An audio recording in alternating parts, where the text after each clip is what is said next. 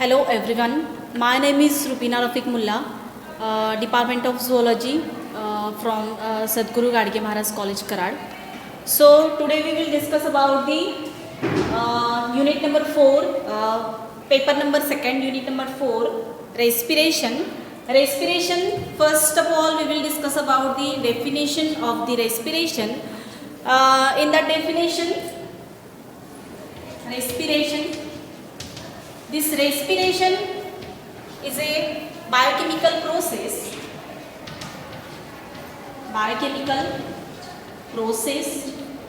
and in that process the oxidation of complex organic compounds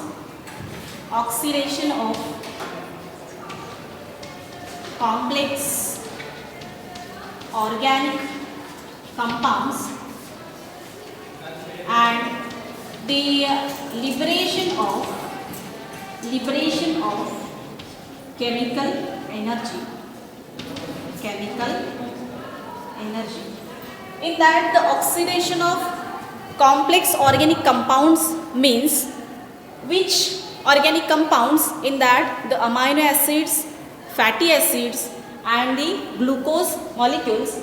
Then what type of chemical energy liberated? In the form of ATP form मध्ये काय होतं तर chemical energy liberate केली जाते आणि oxidation of organic compounds in compounds the glucose amino acids and the fatty acids, or it is nothing but the physical and the chemical processes. In that processes, the convey of oxygen to the tissues and the cells, and these oxidative products or the oxidation products means carbon dioxide and the water are given off. So here we will discuss about the direct. In respiration process there are two types. In two types there are direct respiration, two types. In that direct respiration and indirect respiration. So today we will discuss about the indirect respiration. In indirect respiration again two types. External respiration and the internal respiration. In internal respiration again the absorption of O2 into tissues and the formation of carbon dioxide into tissues, and this carbon dioxide transported into the lung level. So in that point the CO2 get transported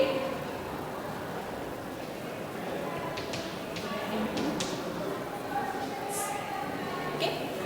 So now we are going to discuss with this point internal respiration.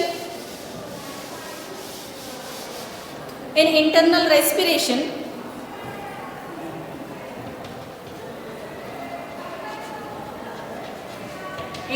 respiration means the transport of oxygen and the carbon dioxide from the blood capillaries to the lungs, blood capillaries to the lungs. So in that, firstly we will discuss about the transport of oxygen. Transport of oxygen.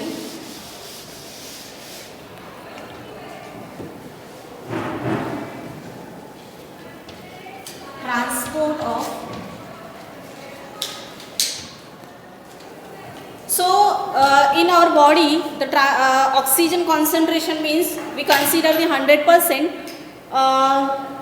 So total out of 100%, about the 3% of O2 in dissolved state,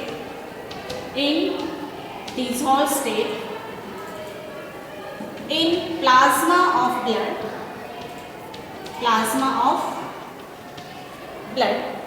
and about the 70% of the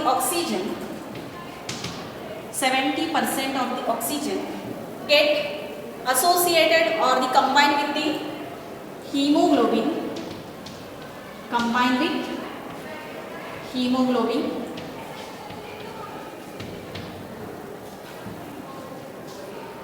Now we will discuss about the hemoglobin. Hemoglobin is nothing but the one protein which is present in the red blood cells. These cells present in the blood. This hemoglobin consists of two parts.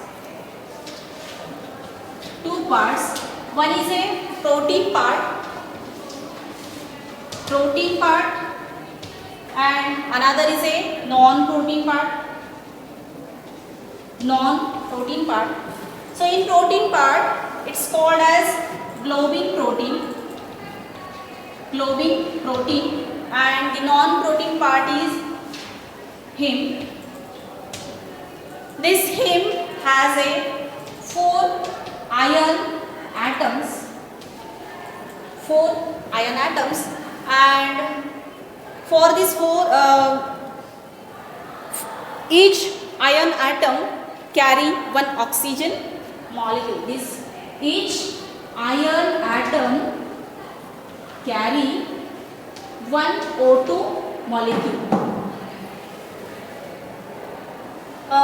Then about the 100 ml of blood, we take 100 ml of blood, carries about the 20% of 100 ml of blood carry approximately 20 ml of oxygen via the blood. Then we are going to discuss one graph.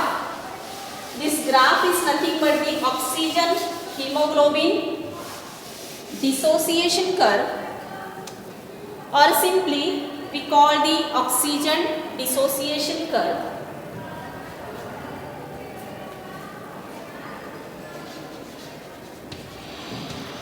Hemoglobin dissociation curve, or it's also called simply oxygen dissociation curve, O2 dissociation curve.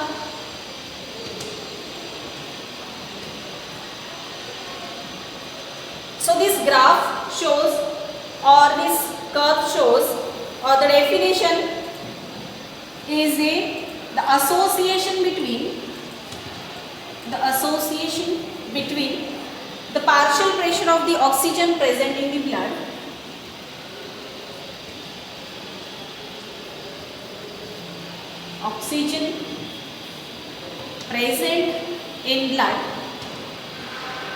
and the percentage saturation of the hemoglobin.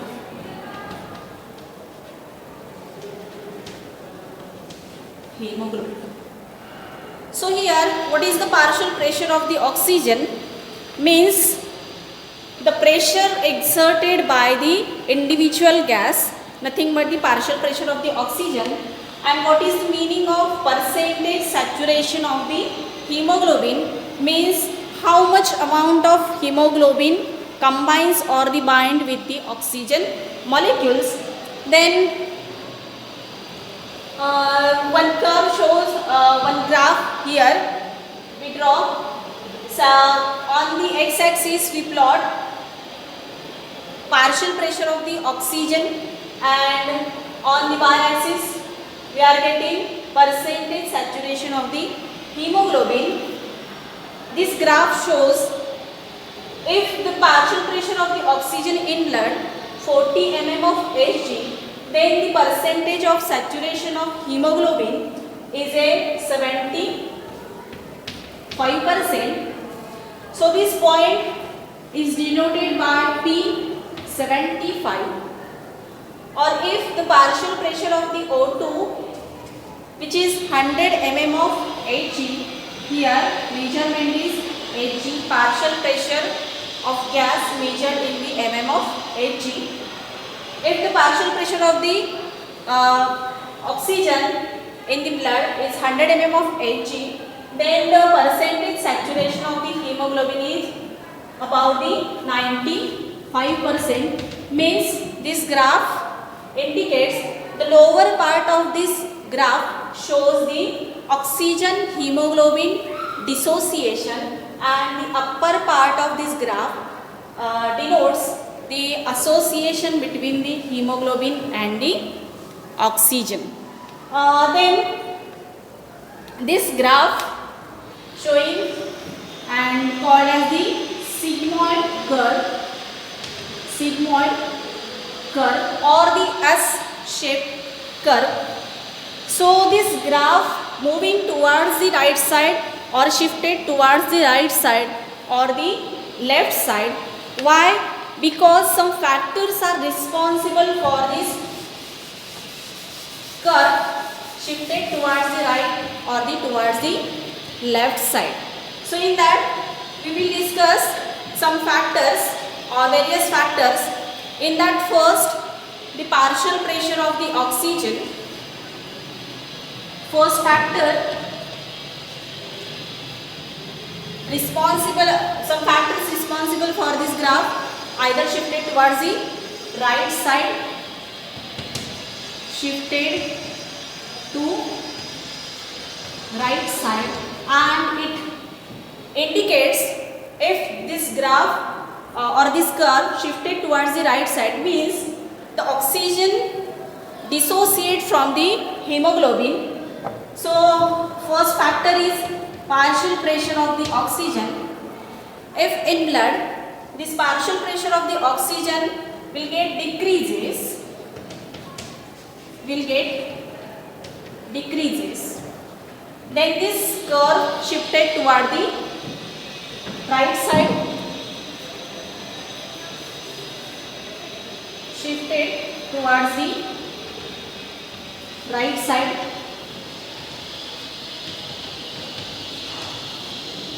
Then second factor is a partial pressure of CO2. If in blood this partial pressure of CO2 will get increases,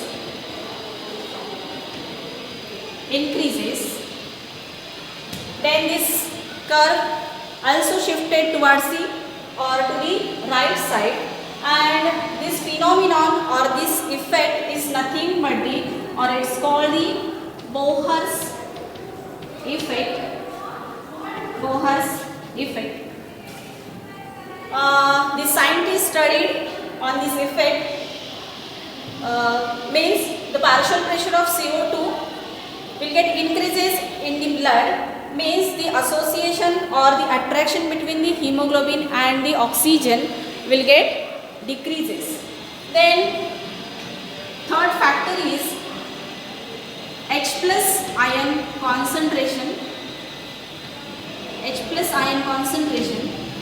Here if in blood the H plus ion concentrations will goes on increase,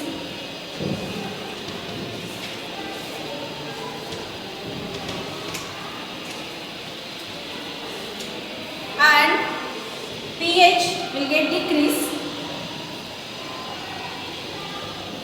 Also this sigmoid curve shifted to the right side. Then fourth factor is body temperature. If the body temperature will get increases,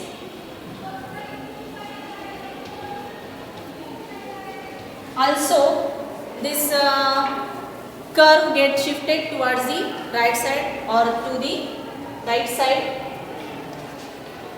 Fifth factor, one molecule is 2,3 bar phosphoglycerate. this 2,3-biphosphoglycerate produced in the RBC's red blood cells, and this 2,3-biphosphoglycerate combines with the hemoglobin, and when this 2,3-biphosphoglycerate combines, then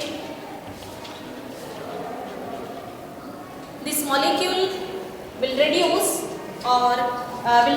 the affinity between the oxygen and the hemoglobin molecule. Then we are going to discuss about the transport of carbon dioxide. Transport of carbon dioxide.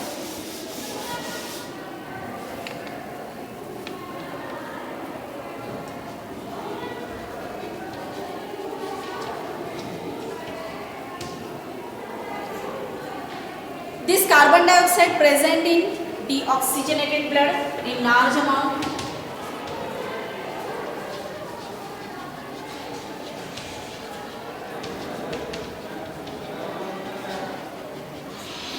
And the pulmonary arteries carries this deoxygenated blood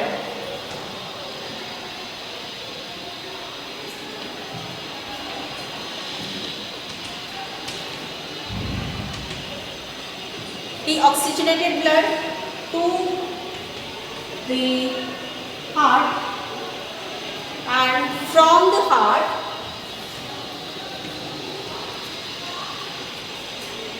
to lungs. And at the lung level, this deoxygenated blood will get the oxygenation process.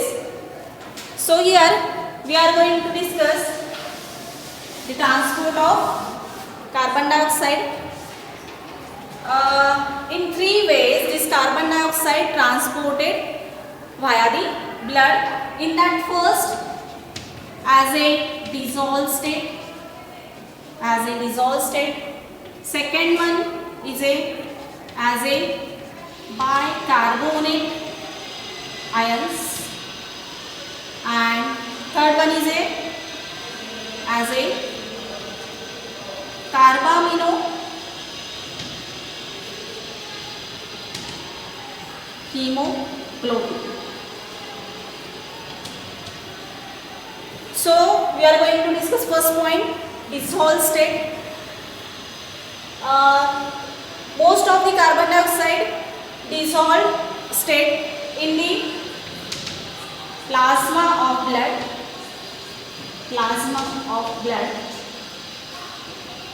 And as a bicarbonate ions means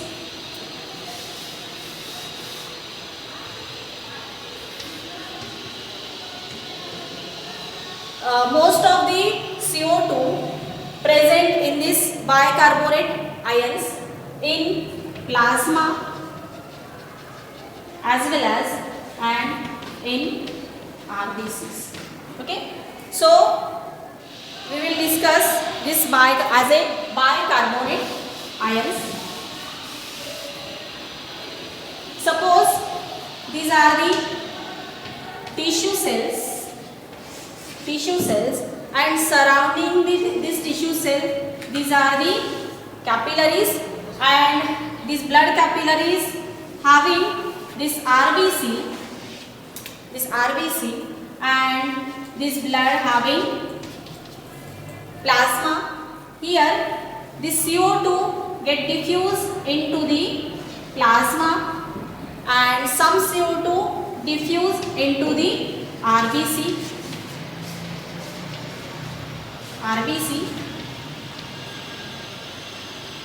So what will happen in RBC?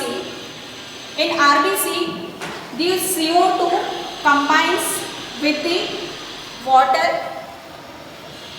and to form the bicarbonic acid. And again this bicarbonic acid converted into the bicarbonate ions. This H2CO3 means bicarbonic acid convert into the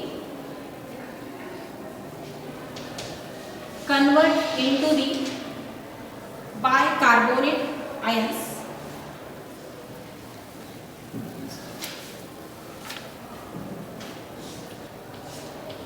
H plus HCO3 minus.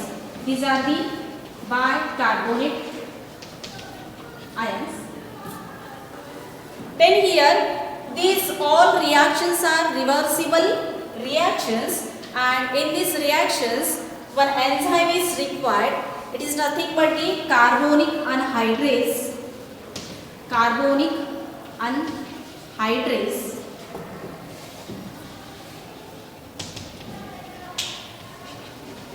This carbonic anhydrase only present in the red blood cells. So these reactions are carried out in fast rate because this enzyme present in the RBC, not in the plasma. So the plasma having these bicarbonate ions, but more bicarbonate ions present in the RBC or the red blood cells. This carbonic anhydrase enzyme only present in the RBCs. Then again, these bicarbonate ions, HCO3 minus ions, get transported to the outside into the plasma, and for the ionic balance, the chloride ions get shifted into the RBCs. Here this bicarbonate ions combines with the sodium ions to form the some salts H2H NaCO3. These are the sodium, hydrogen, carbonate, and this Cl minus combines with the potassium ions to form the KCl. Means potassium chloride will be formed. This sodium salts get again converted into this carbonic acid. Again this carbonic acid converted into the bicarbonate ions and the H plus ion concentration. Then remaining part we will discuss in the next lecture. Thank you.